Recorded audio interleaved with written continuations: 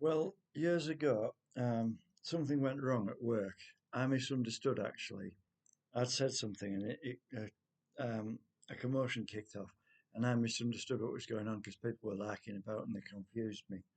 Um, my mum had a heart attack before I started that job, and that's why I got confused. I was stressed, and in the end, I walked out of the job and I was going to get another job, but I couldn't get one.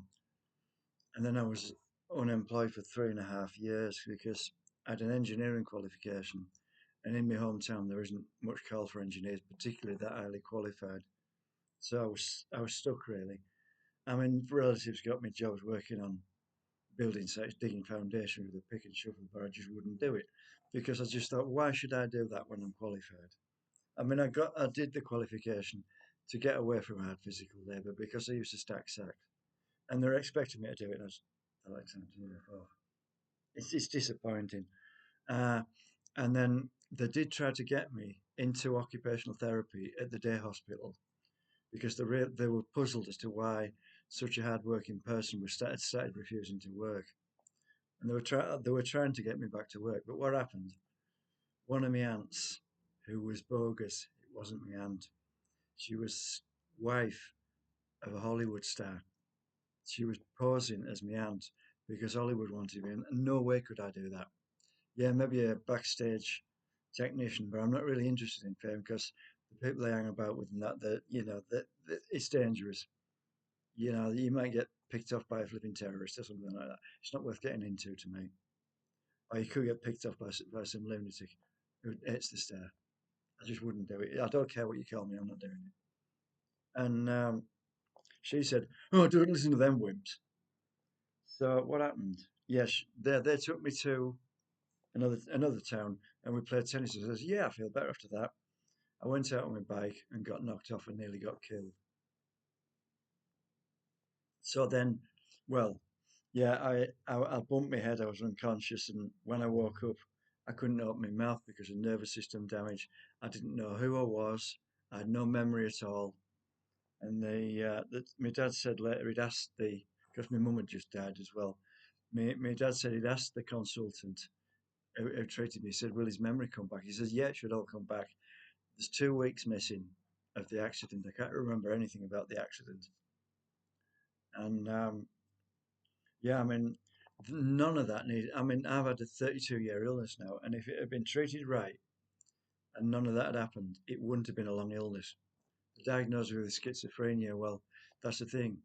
The psychiatrist who diagnosed me wasn't a psychiatrist, he was bogus and he got it wrong. Now they're saying I've got depression, yeah, and they're giving me mood stabilizers because they're saying I'm moody, and it just gets worse. The whole thing was, if I had exercised and hadn't got knocked off my bike, I would have got better.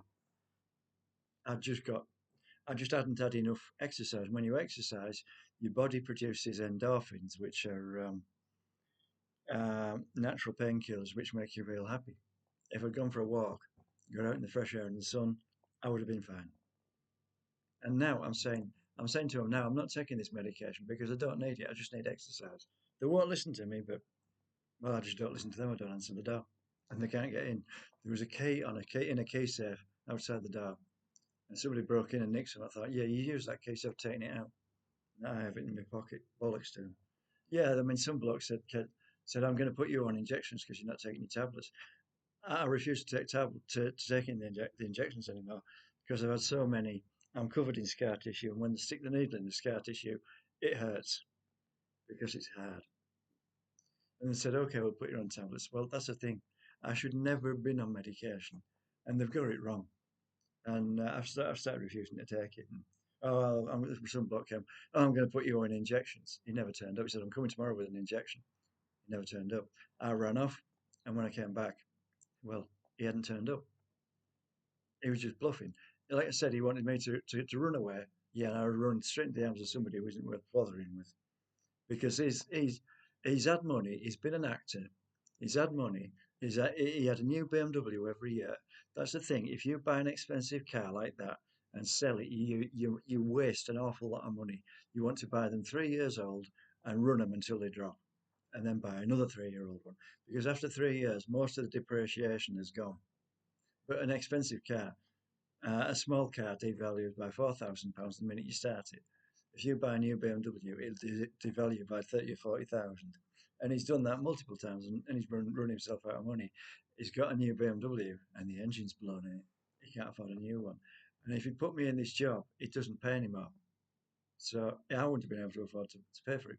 He was thinking he'd make money out of me. He wouldn't have done.